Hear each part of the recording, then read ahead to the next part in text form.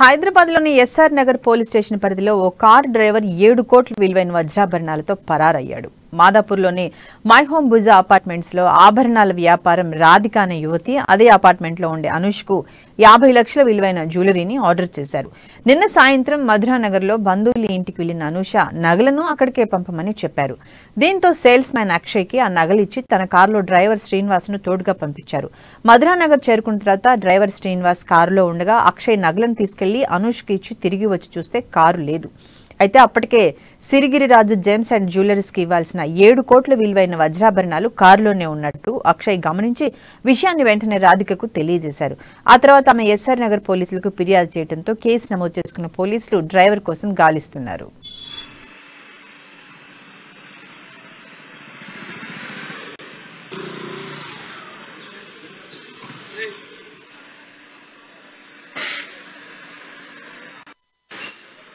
ఏం లేకున్నా ఇక పైసలు ఉన్న వాళ్ళు చూపెట్టుకుంటారు.